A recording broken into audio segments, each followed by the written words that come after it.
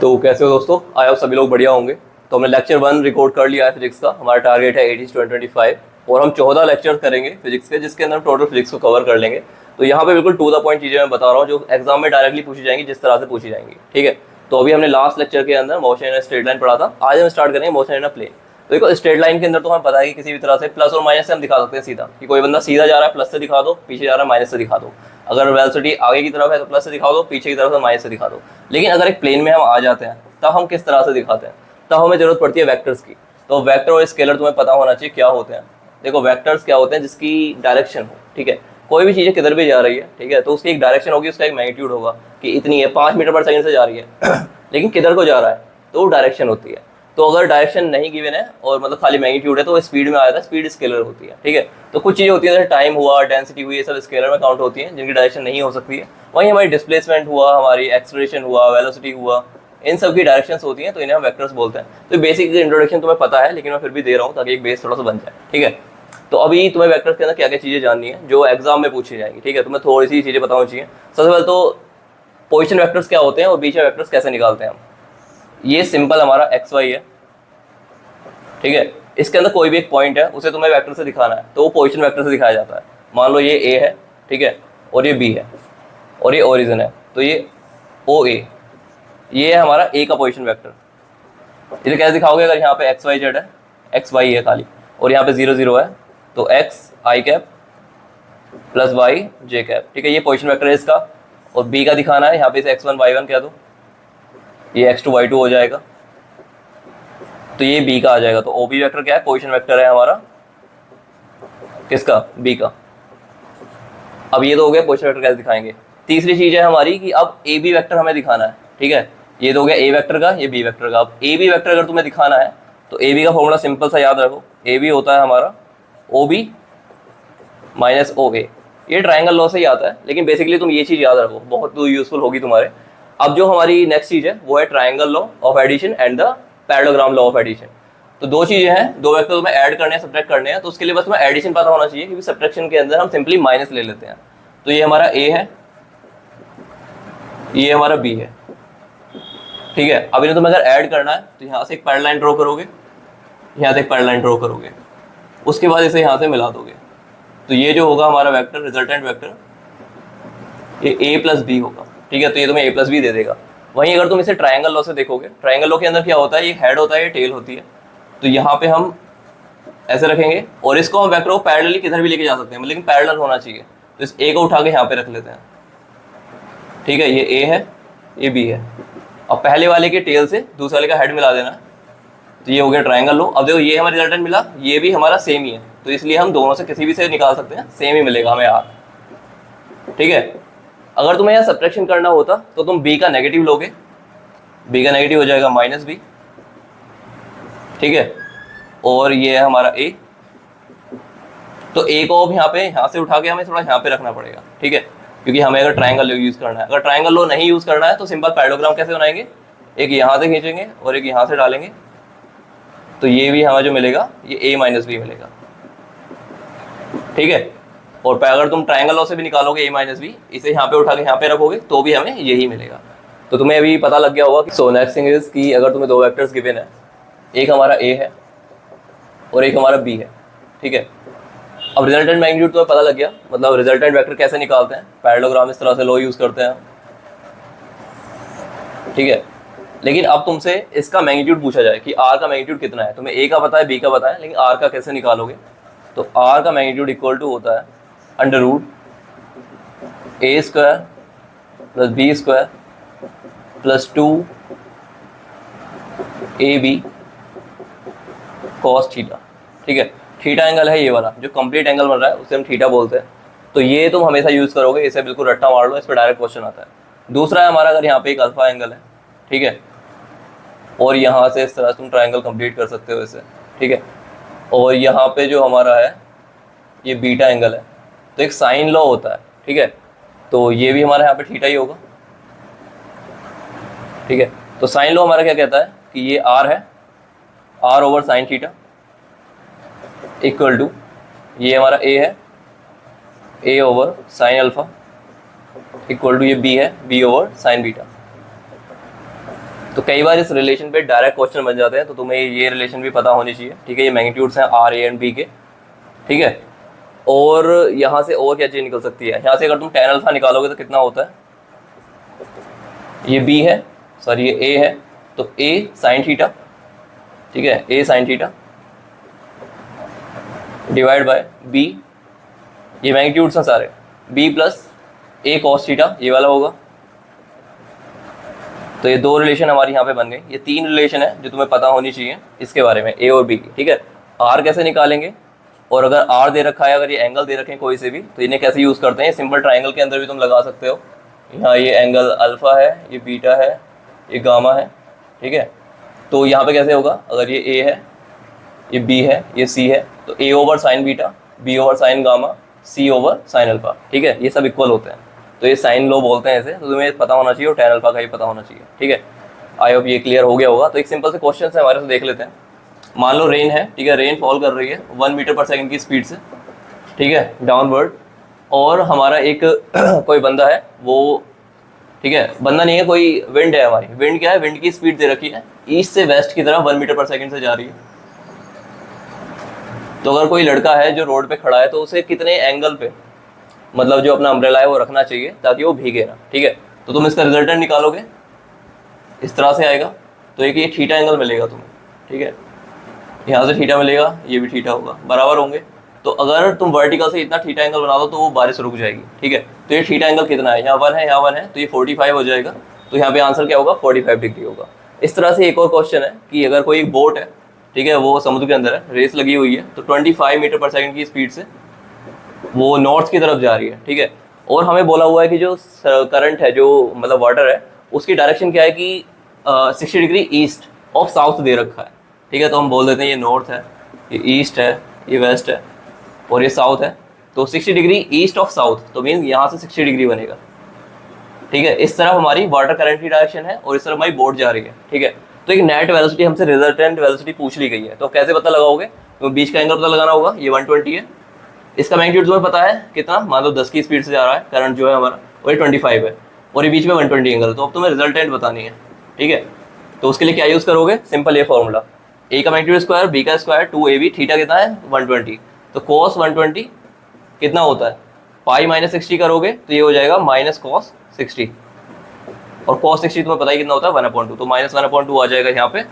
और a और b की वैल्यू रखोगे, यहाँ पे वैल्यू का स्क्वायर करोगे, यहाँ पे नेगेटिव बन जाएगा इस नेगेटिव की वजह से, और तुम्हें रिजल्टेंट वेलोसिटी मिल जाएगी। तो इस तरह डायरेक्ट क्वेश्चन पूछे जाएंगे, तुम्हें ये फॉर्मूलेज याद होने चाहिए। So next thing is resolution of vectors. तो देखो जैसे हम मतलब 1D में करते हैं, ठीक है, वहाँ तो प्लस माइनस लेते हैं। यहाँ पे क्या है कि अगर कोई भी एक वेक्टर है a, तुम्हें पता है XY के अंदर ये i कैप होता है, ये j कैप होता है, मीन्स यूनिट वेक्टर होते हैं, ठीक है, मैग्नीट्यूड 1 होता है। तो इस डायरेक्शन में हम i कैप से दिखाते हैं यूनिट वेक्टर, और इस डायरेक्शन में हम j कैप से दिखाते हैं। ये x है, ये y है। इस तरह से z में भी वो हो जाएगा, लेकिन हम बेसिकली यहाँ देख रहे हैं। तो a को तुम दो कंपोनेंट्स में दिखा सकते हो, ax i cap plus ay j cap, ठीक है। इस तरह से तुम रिजॉल्व कर सकते हो वेक्टर को बड़े आराम से, ठीक है। अभी हमने मोशन देखा था स्ट्रेट लाइन के अंदर, तो हमने मोशन लगाई थी, इक्वेशन लगाई थी, तीनों इक्वेशन लगाई थी। तो यहाँ पे कैसे लगाएंगे, देखो बहुत बेसिक सी चीज़ है, जैसे वहाँ करा था, यहाँ पे तुम डायरेक्ट करोगे v = u + at। लेकिन वहाँ पे क्या, वहाँ पे सिंपल सी चीज़ थी, यहाँ पे पूरा वेक्टर यूज़ होगा, ठीक है, ए भी वेक्टर में, u भी, v भी, ठीक है। तो अगर क्वेश्चन तुम्हें इस तरह से दिया जाए कि अगर तुम्हें पोजिशन वेक्टर पता है, r दे रखा है 3t 2t² + 5, अब तुमसे पूछा जाए स्पीड बतानी है, ठीक है, तो सिंपली होगा dr/dt, और ये भी वेक्टर है, ये भी वेक्टर है। तो यहाँ पे क्या करोगे तुम, 3 हो जाएगा 3i कैप प्लस 4t, और वो 0 हो जाएगा। तो ये तुम्हारी स्पीड देगा किसी भी एक पॉइंट पे, टाइम के साथ ये चेंज हो रही है स्पीड, ठीक है। तो ये भी तुम्हें वेक्टर मिल गया। एक्सेलरेशन पूछेगा तो dv/dt कर दोगे, ठीक है। और इन सबको तुम यहाँ पे रख के इस इक्वेशन को भी यूज़ करते हो डायरेक्टली, तीनों इक्वेशन यूज़ कर सकते हो। तो अभी इक्वेशन ऑफ मोशन को 2D में कैसे लगाते हैं वो हम यहाँ पे देखेंगे, ठीक है। इस पर भी डायरेक्ट क्वेश्चन आता है। तो एक क्वेश्चन गिवन है हमें, इनिशियल स्पीड दे रखी है 5i कैप t = 0 पे, एक्सेलरेशन दे रखा है 3i cap plus 2j cap. हमें बताना है y क्या होगा जब x 84 है, ठीक है। तो ये क्या है, पोजीशन वेक्टर है, ठीक है। तो उसके लिए हमें सबसे पहले क्या चीज़ चाहिए, rt चाहिए। तो rt के लिए हम सेकंड इक्वेशन यूज़ करेंगे, ut + ½ at²।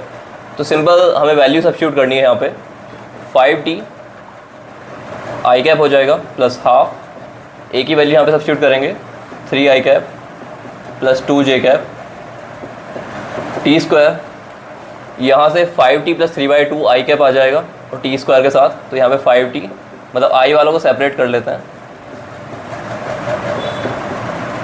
प्लस 2 से 2 कैंसिल हो जाएगा तो ये बचेगा टी स्क्वायर जे कैप। ठीक है, ये है हमारा आर टी। अब देखो यहाँ पे हमें x गिवन है 84, तो ये x वाला कंपोनेंट है, तो इसे हम किसके इक्वल रख देंगे 84 के। यहाँ से t निकल के आएगा 6 सेकंड के अराउंड। ठीक है, वो तुम सॉल्व कर सकते हो। तो हमें टाइम मिल गया। अब इस टाइम पे हमें y कंपोनेंट चाहिए। y क्या है, टी स्क्वायर के बराबर है, तो t की वैल्यू रख दो 6, तो y क्या आ जाएगा 36। ठीक है, तो पहला तो सॉल्व हो गया, हमें y मिल गया। दूसरा हमसे पूछा स्पीड क्या होगी इस टाइम पे, तो स्पीड कैसे निकालोगे, dr/dt, ये हो जाएगा 5 प्लस 2 से 2 कैंसिल हो जाएगा 3t आई कैप, और ये हो जाएगा 2t जे कैप। अब ये हमें vy दे रहा है, ये हमें vx दे रहा है। ठीक है, और t क्या है हमारा 6 सेकंड, तो 6 यहाँ पे रखोगे, 6 या 18 प्लस 5 23 आई कैप, और t रखोगे 6 12 जे कैप। ठीक है, ये हमारे पास दो मिल गई, ये vx है, ये vy है। तो रिजल्टेंट स्पीड क्या होगी, v equal to under root vx square plus vy square. इन दोनों वैल्यूज़ के यहाँ रखोगे और तुम्हें नेट रिजल्टेंट स्पीड मिल जाएगी। बाकी अभी हमने लास्ट लेक्चर के अंदर रिलेटिव वेलोसिटी पढ़ी थी, वन डायरेक्शन के अंदर कैसे होती है, मतलब कि v a with respect to b क्या था, v a minus v b था, ये वन डायरेक्शन में था। वहीं अगर हम 2D के अंदर देखें तो यहाँ पे भी सेम ही होता है, यहाँ पे वेक्टर हो जाएगा और ये भी वेक्टर हो जाएगा। ठीक है, एक क्वेश्चन लेते हैं इसके अकॉर्डिंग। रेन है हमारी, वो 1 मीटर पर सेकंड की स्पीड से नीचे की तरफ पड़ रही है। ठीक है, और वेस्ट से ईस्ट की तरफ एक बाइसिकल चल रही है। ठीक है, कोई बंदा उस पर बैठा हुआ है, वो भी 1 मीटर पर सेकंड से वेस्ट से ईस्ट की तरफ जा रहा है। ठीक है, तो ये वी आर है रेन और ये वी बाइसिकल है। ठीक है, तो अभी हमें छाता किस तरह से पकड़ना होगा, जो बाइसिकल पे वो किस तरह से कितने एंगल पे पकड़ेगा, तो हमें क्या निकालना पड़ेगा, रेन उसके रेस्पेक्ट में किस हिसाब से स्पीड की है। ठीक है, तो वो निकालें, मतलब v rain with respect to bicycle निकालनी है। तो ये क्या हो जाएगी, v r minus v b. ठीक है, अब माइनस वी बी कैसे निकलेगा, ये वी बी प्लस है तो माइनस वी बी होगा इस तरफ, और ये वेक्टर तुम्हें क्या देगा, ये देगा तुम्हें रिजल्टेंट रेन की वेलोसिटी। तो अगर बंदा ऐसे जा रहा है तो उसे छाता इस तरह से पकड़ना पड़ेगा। ठीक है, तो ये एंगल तुम यहाँ से निकाल सकते हो, ये थीटा हो जाएगा, ये भी 1 है, ये भी 1 है, तो ये 45 आएगा, और यहाँ पे भी हमारा 45 होगा। तो वर्टिकल से 45 डिग्री पे तुम्हें इस तरह से पकड़ के जाना पड़ेगा। तो इस तरह के क्वेश्चन पूछ सकते हैं, तो तुम्हें पता होना चाहिए डायरेक्शन वगैरह के बारे में। तो नेक्स्ट जो हमारा टॉपिक है वो है प्रोजेक्टाइल। तो इसके अंदर तुम्हें क्या क्या चीज़ें पता होनी चाहिए। सबसे पहले कि प्रोजेक्टाइल होता क्या, कोई भी एक ऑब्जेक्ट है उसे तुम इस तरह से थ्रो करोगे तो वो एक पाथ ट्रेवर्स करता है इस तरह से। इसकी प्रॉपर इक्वेशन है, तुमसे पूछ लिया जाएगा किस तरह का पाथ होता है, 4 ऑप्शन दे देंगे, एलिप्टिकल, फलाना कुछ भी दे देंगे, तो तुम्हें पता होना चाहिए पैराबोला होता है। ठीक है, तो ये 1 मार्क में पूछा जा सकता है, इसलिए तुम्हें पता होना चाहिए। इसके अंदर 3 चीज़ तुम्हें पता होनी चाहिए कि ये मैक्सिमम कितनी हाइट तक जा सकता है, एच मैक्स क्या होगी, मैक्सिमम कितनी रेंज तक जा सकता है, और कितना टाइम पीरियड टोटल लगता है। ठीक है, और एक जनरल फॉर्मूला आर का क्या होगा, मैक्सिमम क्या होगी वो हम बाद बात करेंगे, लेकिन एच का, आर का और टाइम का फॉर्मूला हमें पता होना चाहिए। तो डायरेक्ट फॉर्मूला क्या है, एच का होता है you square sine square theta upon 2g।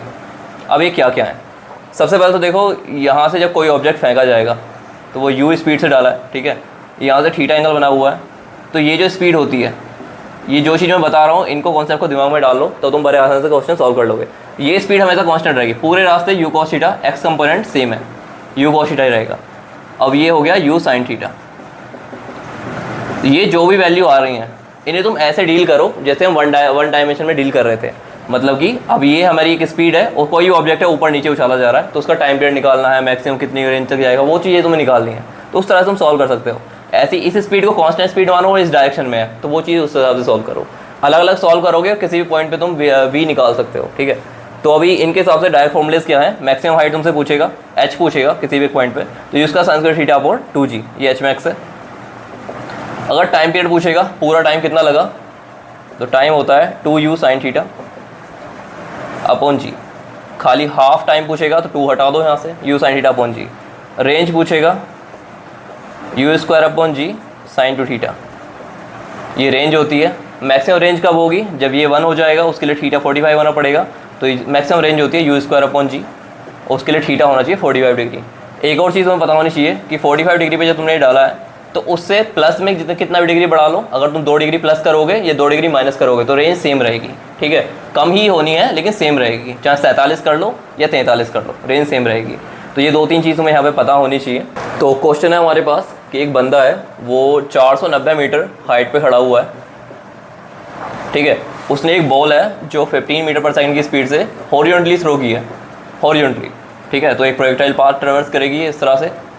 हमसे पूछा है कि कितना टाइम लगेगा उसे ग्राउंड को हिट करने में, और जब ग्राउंड को हिट करेगा तो उसकी स्पीड क्या होगी बॉल की, ठीक है। सबसे पहले हमें टाइम पूछा हुआ है, तो टाइम कैसे निकालोगे। यहाँ से देखो ये कंपोनेंट सेम रहेगा, एक्स कंपोनेंट है हमारा, यू एक्स इक्वल टू 15 ही रहना है, और यू वाई क्या है हमारा 0 है। तो इस तरह से बॉल जाएगी वाई डायरेक्शन में, ठीक है। तो यहाँ पे सिंपल इक्वेशन लगाएंगे, मतलब अगर तुम्हें डिस्टेंस पता है, ठीक है, और इनिशियल वेलोसिटी 0 है तो कौन सी लगाओगे, s equal to u t plus half AT square, s 490 travel करेगा ये, यू 0 है, हाफ एक्सेलरेशन क्या है due to gravity 10 t square. तो यहाँ से तुम्हें टी डायरेक्टली मिल जाएगा, ठीक है। अब तुम्हें टी मिल गया है तो अब तुम्हें यहाँ पे स्पीड निकालनी है, एक्स तो सेम है यही रहेगी 15 यहाँ पे भी, तो तुम्हें वाई कंपोनेंट निकालना है इसका। तो वाई कैसे निकालोगे, v y equal to u y plus AT। तो यू वाई हमें कितना है यहाँ पे गिवन है 0, और एक्सेलरेशन क्या है 10, और टाइम तुम यहाँ से निकालोगे तो टाइम की वैल्यू यहाँ पे रख दोगे, वी वाई मिल जाएगा। तो वी वाई आ जाएगा, और वी एक्स तुम्हारे पास है ही यही है, तो अंडर रूट क्या करोगे v x square plus v y square, इससे तुम्हें नेट स्पीड यहाँ पे मिल जाएगी। तो इस चैप्टर का ये लास्ट टॉपिक है हमारा यूनिफॉर्म सर्कुलर मोशन, ठीक है। यूनिफॉर्म सर्कुलर मोशन का मीनिंग क्या है कि स्पीड कांस्टेंट है, स्पीड कांस्टेंट है, वेलोसिटी कांस्टेंट नहीं है। ये हमारा सर्कुलर मोशन है, इसके अंदर कोई भी एक ऑब्जेक्ट हमारा घूम रहा है सेम स्पीड से, तो वो एक्सेलरेशन में होगा हमेशा। एक्सेलरेशन में क्यों होगा, क्योंकि वेलोसिटी होती है हमारी वेक्टर क्वांटिटी जिसकी डायरेक्शन हमेशा चेंज हो रही है, और वेलोसिटी की डायरेक्शन हमेशा टेंजेंशियल होती है, ये तुम्हें पता ही है। तो ये देखो डायरेक्शन हमेशा चेंज हो रही है, तो इसका मीनिंग क्या है कि एक्सेलरेशन है। तो यूनिफॉर्म सर्कुलर मोशन में एक्सेलरेशन की डायरेक्शन क्या होती है, हमेशा सेंटर की तरफ होगी, हमेशा सेंटर की तरफ होगी, ठीक है। तो क्या क्या चीज़ तुम्हें याद रखनी है, एक्सेलरेशन की वैल्यू क्या होती है वी स्क्वायर ओवर आर, अगर रेडियस आर है तो एक्सेलरेशन होगा हमारा वी स्क्वायर ओवर आर, ठीक है। और दूसरा, अगर तुम्हारी एंगुलर वेलोसिटी तुमसे पूछी जाए, एंगुलर वेलोसिटी क्या होती है कि कितना रेडियन पर सेकंड, मीन्स कितना एंगल पर सेकंड वो मूव कर रहा है, ठीक है। तो 2 pi divide by T, T क्या है टाइम पीरियड जितना एक राउंड में लगा, इसे हम ओमेगा से दिखाते हैं, ठीक है। अब जो हमारी लीनियर वेलोसिटी है v और एंगुलर वेलोसिटी है ओमेगा, और रेडियस है r, ये आपस में रिलेटेड कैसे हैं, v equal to r omega. ये फॉर्मूला तुम्हें पता होना चाहिए। 1/t, एक सेकंड में कितने राउंड लगते हैं उसे फ्रीक्वेंसी बोलते हैं, उसे हम म्यू से दिखाते हैं। तो ओमेगा को तुम ऐसे भी लिख सकते हो 2 पाई म्यू, ठीक है। तो ये, और अभी तुम एक्सेलरेशन को और कैसे लिख सकते हो, v की जगह हम आर ओमेगा पुट करेंगे, तो ये हो जाएगा कैपिटल R कर देते हैं ऐसे, तो ये हो जाएगा r square omega square r, ठीक है। तो तुम एक्सेलरेशन को ऐसे भी लिख सकते हो।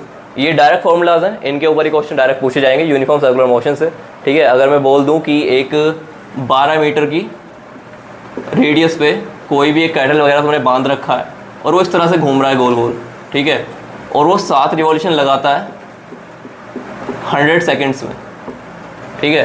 तो तुम्हें इसकी एंगुलर वेलोसिटी बतानी है, तो कैसे बताओगे, 7 रिवॉल्यूशन मतलब 7/2 पाई, ठीक है। इतने एंगल घूमा कितनी देर में, 100 सेकंड में, तो ये तुम्हें क्या दे देगा, रेडियन पर सेकंड दे देगा। ये क्या होती है, एंगुलर वेलोसिटी होती है। अब तुमसे लीनियर वेलोसिटी पूछ ली जाए v, तो कैसे बताओगे, v इक्वल टू रेडियस रखिए 12, ओमेगा की यहाँ पे मल्टीप्लाई कर दोगे तो v मिल जाएगी तुम्हें आर ओमेगा। तो इतना ही क्वेश्चन तुमसे पूछा जाएगा। तो दोस्तों नेक्स्ट चैप्टर स्टार्ट करते हैं, that is laws of motion, ठीक है। पूरी न्यूटोनियन मैकेनिक्स जो है इसी पे बेस है, ठीक है। तो हमें ये बहुत अच्छे से समझना पड़ेगा। 3 लॉ है हमारे पास। पहला है Newton's first law, that is law of inertia. तो बहुत सिंपल लैंग्वेज में समझेंगे कि जब नेट एक्सटर्नल फोर्स 0 होती है किसी भी एक ऑब्जेक्ट के ऊपर, तो वो या तो रेस्ट में रहेगा, जिस स्टेट में है उसी को बनाए रखेगा, वो उसका इनर्शिया होता है, ठीक है। तो रेस्ट में है तो रेस्ट में रहेगा, मोशन में है तो मोशन में रहेगा, ठीक है। दूसरा लॉ है हमारा, वो इंपॉर्टेंट है। तो फोर्स होती है, किसी भी ऑब्जेक्ट पे फोर्स लगती है तो किस चीज़ पे डिपेंड करती है, उसके मोमेंटम चेंज होने पे, ठीक है। कोई भी एक पत्थर है कहीं ज़मीन पे जाके लगेगा तो उसका एकदम मोमेंटम चेंज होगा, इनिशियल कुछ था बाद में रेस्ट में चला जाएगा, तो मोमेंटम चेंज होने से फोर्स लगती है। तो मोमेंटम, खाली मोमेंटम चेंज होने से फोर्स नहीं लग रही, वो कितनी तेज़ी से मोमेंटम चेंज हो रहा है उस पर फोर्स डिपेंड कर रही है। तो इसलिए फोर्स क्या होती है हमारी, dp/dt, और p क्या है, मोमेंटम है, जो कि होता है मास मल्टीप्लाई वेलोसिटी, ठीक है। तो यही हमारा सेकंड लॉ बोलता है कि rate of change of momentum is nothing but force, ठीक है। ये सेकंड लॉ तुम्हें पता होना चाहिए। थर्ड लॉ क्या है हमारा, कोई भी एक ऑब्जेक्ट है, ये मान लो इस टेबल पे रखा हुआ है, ठीक है, तो अब ये हमारा ए है और ये बी है, तो ये ए बी पे फोर्स लगा रहा है कुछ, ठीक है, F1 बोल देते हैं, और बी ए पे फोर्स लगा रहा है F2, तो ये हमेशा इक्वल होंगी, ठीक है, जो ए बी पे लगा रहा है वो बराबर होगी जो बी ए पे लगा रहा है, तो F1 equal to minus F2, बस डायरेक्शन अपोजिट होगी लेकिन हमेशा इक्वल होंगी, ठीक है। तो ये हमारा न्यूटन्स थर्ड लॉ है, एक्शन रिएक्शन पेयर होते हैं, ठीक है। तो ये तीनों लॉ तुम्हें बिल्कुल अच्छे से पता होना चाहिए। तो हमारे पास एक क्वेश्चन है कि एक बुलेट है, ठीक है, बंदूक वाली, और एक बॉक्स रखा हुआ है, वुडन बॉक्स, ठीक है, और इधर से बुलेट आई, अभी इसके अंदर वो स्ट्राइक करेगी और 60 सेंटीमीटर तक अंदर जाएगी, ठीक है। तो अब 60 सेंटीमीटर के बाद वो रेस्ट में आ गई है, तो हमसे पूछा गया है कि इस बॉक्स ने कितनी इसके ऊपर फोर्स लगाई, ठीक है, मतलब कितनी फोर्स लगाई होगी, रेजिस्टिव फोर्स, जिसकी वजह से वो रुक गई, ठीक है। तो मतलब डिसलरेशन हुआ है इसका, जैसे एक्सेलरेशन होता है स्पीड इंक्रीज होती है, ऐसे डिसलरेशन होता है स्पीड कम होती है। तो कितनी, अगर हम डिसलरेशन इसका निकाल पाएँ कि कितना हुआ है, तो हम फोर्स निकाल सकते हैं कितनी लगेगी, ठीक है। तो कैसे निकालेंगे, देखो अगर यहाँ पे इनिशियल स्पीड दे रखी है 90 दे रखी है और मास दे रखा है, डिस्टेंस दे रखी है, तो हम सेकंड इक्वेशन यूज़ कर सकते हैं, वन लाइन मोशन है। तो third equation v square equal to u square plus 2as, तो v क्या है, 0 हो जाएगी, u स्क्वायर, और u भी हमें गिवन है, हमें एक्सेलरेशन निकालना है, और s भी हमें गिवन है 60 सेंटीमीटर, तो उसे मीटर में कन्वर्ट कर लेंगे, तो a हो जाएगा minus you square over 2 multiply 60 multiply कितना हो जाएगा, इसे ही 0.6 कर देते हैं, मीटर में कन्वर्ट हो जाएगा, और u की वैल्यू यहाँ से रखेंगे 90 मीटर पर सेकेंड, तो हमें a की वैल्यू मिल जाएगी। अब a मिल गया हमें, तो ma मास गिवन है ma, तो ये जो होगा ये हमें फोर्स दे देगा, ठीक है। इस तरह से तुम डायरेक्ट सॉल्व कर सकते हो। नेक्स्ट चीज़ जो क्वेश्चन बनेगा वो इम्पल्स के ऊपर बनेगा, ठीक है। तो इम्पल्स क्या होती है, देखो बहुत ज़्यादा फोर्स किसी बहुत एक छोटे से टाइम में लगे उसे इम्पल्स बोलते हैं। जैसे कोई बॉल है, अगर तुम उसे ग्राउंड पे स्ट्राइक करोगे तो बहुत कम टाइम के लिए वो ग्राउंड पे रहती है, उसके बाद लेकिन उस प्रॉपर टाइम में बहुत ज़्यादा फोर्स उसके ऊपर लगती है, ठीक है, तो उसे ही हम इम्पल्स बोलते हैं। तो इम्पल्स कुछ नहीं होता, चेंज इन मोमेंटम होता है, ठीक है। कोई भी एक हमारी बॉल है, उसके ऊपर एक बॉल स्ट्राइक करेगी इस तरह से, और वो ऐसे स्ट्राइक करके एकदम से हटेगी, तो वो बहुत कम टाइम के लिए जो उस पर फोर्स लगी, तो ये चेंज हुआ मोमेंटम, तो इस मोमेंटम चेंज को ही इम्पल्स बोलते हैं, ठीक है। तो इसकी यूनिट क्या होती है, MV है तो किलोग्राम मीटर पर सेकेंड, जो मोमेंटम की यूनिट है वही इम्पल्स की यूनिट होती है, तो हमें याद रखना है। इसका फॉर्मूला एक तो ये है कि चेंज इन मोमेंटम निकाल दो, दूसरा ये है फोर्स मल्टीप्लाई टाइम, ठीक है। ये दो फॉर्मूले हैं इम्पल्स के। तो क्वेश्चन देख लेते हैं इसके ऊपर। एक हमारा बैट्समैन है और एक बॉलर है, उसने यहाँ से बॉल फेंकी 12 मीटर पर सेकेंड की स्पीड से, और बैट्समैन ने इतनी ही स्पीड पे इसे वापस इसी लाइन में दूसरा मार दिया, ठीक है। तो कितनी इम्पल्स अप्लाई हुई बैट से, तो चेंज इन मोमेंटम निकालना। इधर से MV गई, उधर से V की डायरेक्शन चेंज हो गई तो माइनस MV है, चेंज इन मोमेंटम कितना हुआ, MV माइनस MV, तो 2MV हो जाएगा, तो इतना मोमेंटम चेंज हुआ। तो यही क्या है, इम्पल्स है, ठीक है। ये हमारा क्लियर हो गया। तुम्हें इम्पल्स कैसे निकालना है, यहाँ पे M की वैल्यू रख दो, V की वैल्यू रख दो, तुम्हें आंसर मिल जाएगा। एक क्वेश्चन ऐसे ही बन सकता है कि एक बॉल है, ठीक है, और ये इस तरह से स्ट्राइक कर रही है। अभी हमसे पूछा जाएगा कि बॉल इस पर फोर्स किस डायरेक्शन में लगा रही है, ठीक है, तो फोर्स उसी डायरेक्शन में होगी जिस डायरेक्शन में मोमेंटम चेंज हो रहा है, तो ऐसे जाके ऐसे आएगी, तो ये परपेंडिकुलर फोर्स लगा रही है। वहीं अगर बॉल इस तरह से आए, ऐसे करके ऐसे, ठीक है, तो अभी हमसे पूछा जाए ये थीटा कुछ एंगल है, ये भी थीटा एंगल है, तो फोर्स किस डायरेक्शन में लग रही है। अब हम ये बोलेंगे कि थीटा एंगल में फोर्स लग रही है, नहीं, वो गलत होगा।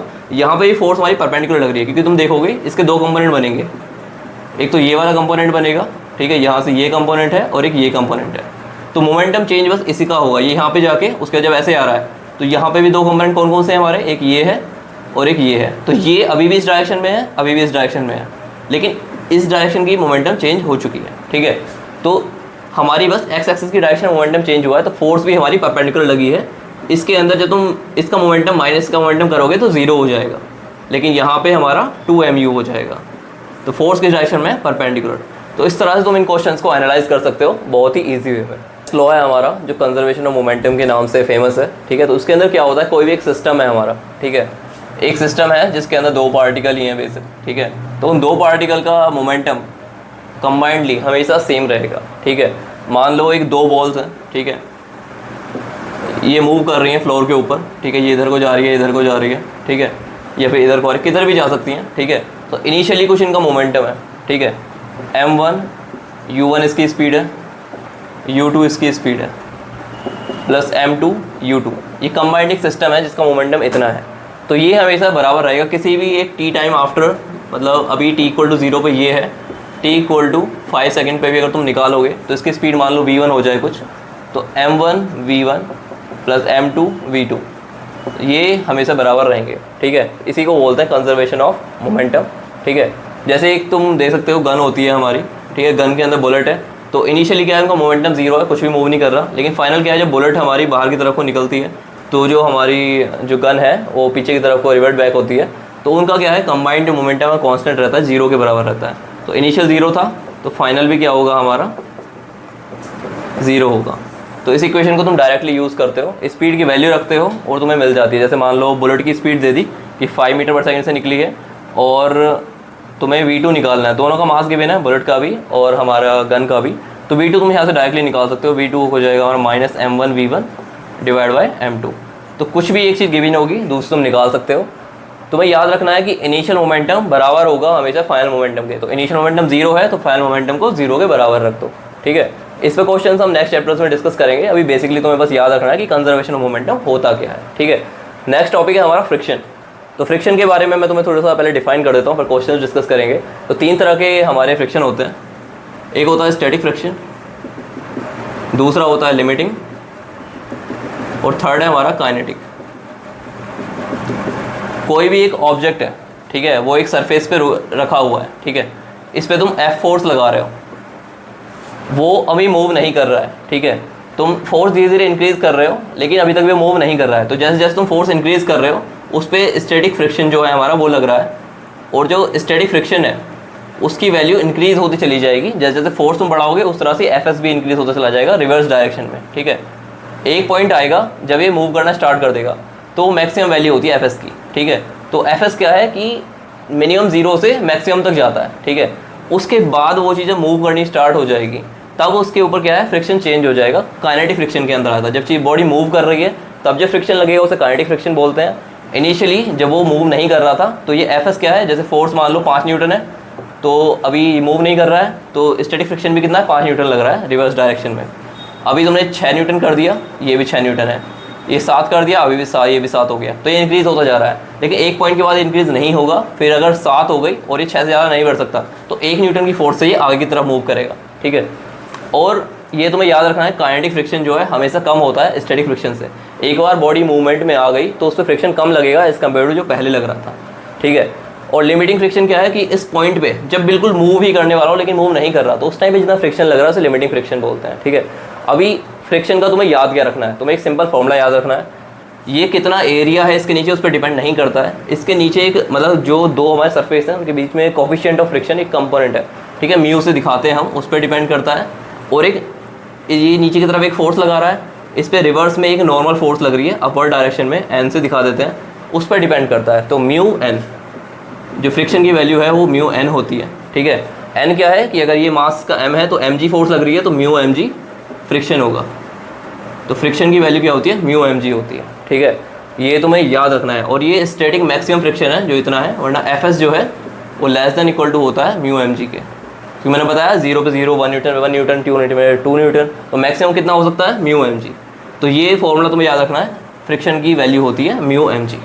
तो फ्रिक्शन के ऊपर हमारे पास 3 क्वेश्चन है, इनको डिस्कस कर लेंगे तो फ्रिक्शन का कंसेप्ट ही क्लियर हो जाएगा। सबसे पहला है कि एक ट्रेन है, ट्रेन के अंदर एक बॉक्स रखा हुआ है।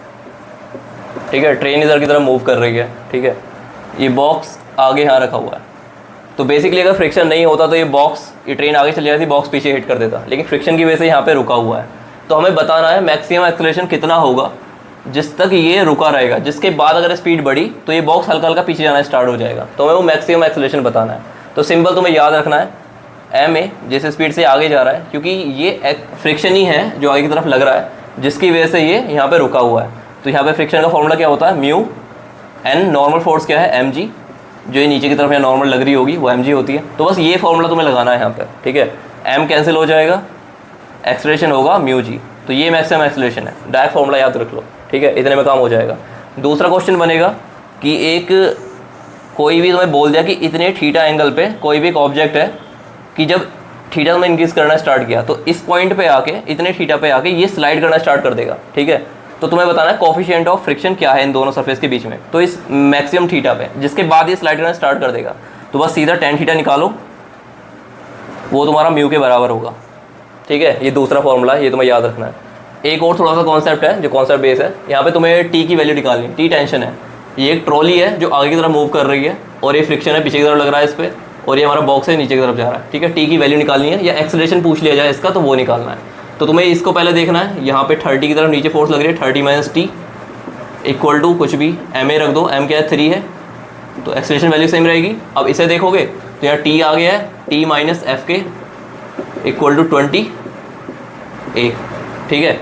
ये तुम्हारा फॉर्मूला बन गया सिंपल। अब एफ के क्या है हमारा, म्यू एम जी, एम क्या है 20 जी, ठीक है। एफ के की यहाँ पे वैल्यू रख दोगे, म्यू की वैल्यू गिवन है और जी भी तुम्हें पता है, तो t minus 20 mu g equal to 20 a। ये इक्वेशन 1 है, ये इक्वेशन 2 है, और इसके अंदर वेरिएबल क्या है, देखो 2 वेरिएबल यहाँ पे हैं, टी और ए, यहाँ पे भी टी और ए है। तो इन दो इक्वेशन सॉल्व करके तुम ए भी निकाल सकते हो, टी भी निकाल सकते हो। तो ऐसे बेसिकली ये इनसे अलग क्वेश्चन नहीं आएगा फ्रिक्शन पे, ठीक है। तो एक लास्ट क्वेश्चन हो रहा है जो फ्रिक्शन पे बन सकता है, ठीक है। तो सिंपली एक सर्कुलर मोशन होता है, अगर कोई भी बंदा है वो एक सिंपल प्लेन रोड पे कोई सर्कुलर मोशन ले रहा है, तो वो फ्रिक्शन किस तरह के काम करता है, सेंटीमीटर फोर्स की तरह काम करता है। और सेंटीमीटर फोर्स का हमने अभी पीछे पढ़ा था, एक्सेलरेशन क्या होता है, वी स्क्वायर ओवर आर। तो m v square over r क्या होती है, सेंटीमीटर फोर्स होती है। तो इसे हम सिंपली फ्रिक्शन के बराबर रख देंगे, म्यू एम जी, यहाँ से एम कैंसिल हो जाएगा और वी क्या आ जाएगा, under root mu r g, ठीक है। तो ये मैक्सिमम स्पीड है जिसके साथ अगर कोई बंदा टर्न लेगा तो वो स्लिप नहीं होगा, इससे ज़्यादा स्पीड होगी तो वो गिर जाएगा। तो क्वेश्चन पूछा जा सकता है कि कोई एक बंदा है, ठीक है, वो साइकिल पे है और उसने 3 मीटर की रेडियस का टर्न लिया है, मतलब उसकी जब वो टर्न ले रहा है तो रेडियस 3 मीटर है, ठीक है। स्पीड है 5 मीटर पर सेकेंड, ठीक है, और ये इस तरह से टर्न ले रहा है, ठीक है। और जो कोफिशिएंट ऑफ फ्रिक्शन है वो 0.1 है। तो हमें आर भी गिवन है, हमें म्यू भी गिवन है, जी हमें पता है, ठीक है। और अभी हमें बताना है कि वो स्लिप होगा या नहीं होगा। तो तुम v यहाँ से निकालोगे, ठीक है, यहाँ से क्या आ जाएगा 0.1 3 10, तो 30 और ये 3 यहाँ पे हो जाएगा 3 अंडर रूट 3 हो जाएगा, ठीक है। इतनी स्पीड होनी चाहिए, इससे ज़्यादा होगी तो गिर जाएगा। लेकिन यहाँ से क्या है 5 पे जा रहा है वो, तो अंडर रूट 3 से तो ये ज़्यादा स्पीड है, तो इस पर क्या तुम बोलोगे कि ही विल फॉल, ठीक है, तो वो गिर जाएगा। तो ये क्वेश्चन बन सकता है, इससे ज़्यादा नहीं बनेगा। तो आज के लिए इतना ही रखते हैं। आई होप तुम लोगों को समझ में आया होगा, अगर आया है तो तुम फीडबैक दे सकते हो। बाकी कल को फिर 2 चैप्टर के साथ मिलेंगे। तो हमारे अभी 12 डेज़ के और लेक्चर रह गए हैं, उसमें हम पूरी फिजिक्स को कंप्लीट कर लेंगे। तो आज के लिए इतना ही रखते हैं, थैंक यू।